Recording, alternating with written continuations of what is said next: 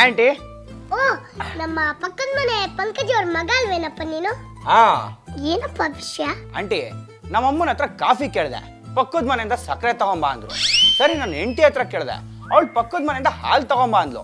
ಇದೆಲ್ಲ ಇಲ್ಲಿಂದ ತಗೊಂಡೋಗೋದ್ರ ಬದಲು ಇಲ್ಲೇ ಬಂದು ಕುಡ್ಕೊಂಡೋಗೋಣ ಅಂತ ಬಂದೆ. ಆಂಟಿ ಒಂದು ಬಿಟ್ಟಿ ಕಾಫಿ ಸಿಗ್ಬೋದಾ? ಓ ಅದಾ ವಿಷಯ. ಸೆನ್ಸ್ಕೊಂಡವಳೆ ಹಾಲಿಲ್ದೆ ಸಕ್ಕರೆ ಇಲ್ದೆ ಕಾಫಿ ಪುಡಿ ಇಲ್ದೆ ನಿಮ್ಗೊಂದು ಕಾಫಿ ಮಾಡ್ಕೋಬಾರೆ.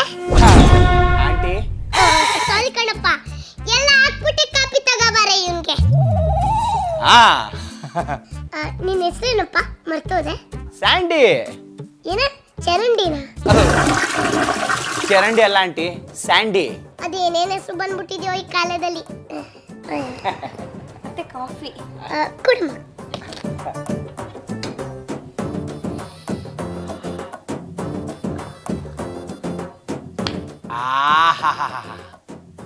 ಅದ್ಭುತವಾಗಿದೆ ಆಂಟಿ. ಬಿಟ್ಟಿ ಕಾಫಿ ಚೆನ್ನಾಗೇ ಇರುತ್ತೆ. ನೀವ್ ಕುಡಿಯಪ್ಪ.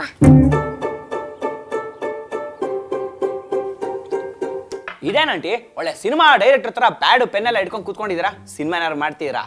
ನಮಗೂ ಒಂದು ಚಾನ್ಸ್ ಕೊಡಿ, ಚೆನ್ನಾಗಿಲ್ವಾ? ನಮ್ಮ ಕತೆನೇ ಸಿನಿಮಾ ಕೂತಿದ್ಯಪ್ಪ, ಇನ್ನೇನ್ ಸಿನಿಮಾ ಮಾಡ್ಲಿ?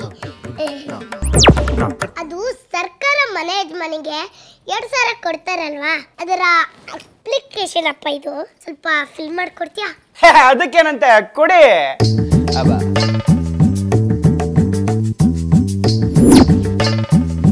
ಆಂಟಿ ನಿಮ್ ಡೋರ್ ನಂಬರ್ 421 ತಾನೆ? ಅಯ್ಯೋ ಎಷ್ಟು ಕರೆಕ್ಟ್ ಆಗಿ ಹೇಳ್ಬಿಟ್ರಿ. ಯಾಕೆಂದ್ರೆ ನಮ್ದು 420 ಅಲ್ವಾ?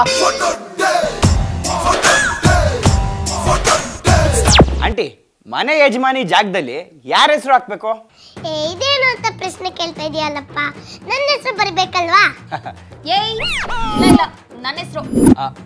ಕುಬ್ಬಚ್ಚಿ ಎಷ್ಟೇ ಹತ್ರ ಕಾರಿದ್ರು ಹದ್ದಾಗಲ್ಲ.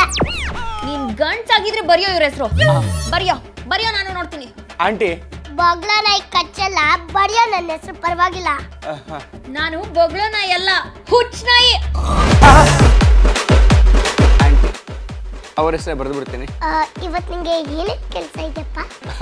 ಆಂಟಿ ಅಪ್ಲಿಕೇಶನ್ ಬರ್ದಾದ್ಮೇಲೆ ಕ್ರಿಕೆಟ್ ಆಡೋದಕ್ಕೆ ಹೋಗ್ತೀನಿ.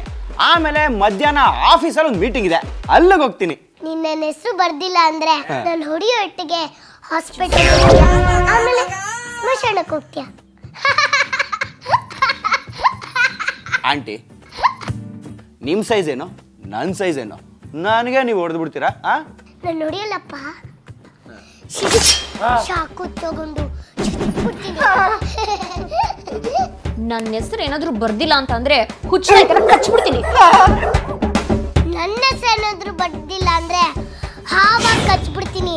ನಾಗಿಣಿ ನಾಯಿ ತರ ಕಚ್ತೀನಿ, ಹಾವು ತರ ಕಚ್ತೀನಿ, ನಾಯಿ ತರ ಕಚ್ತೀನಿ.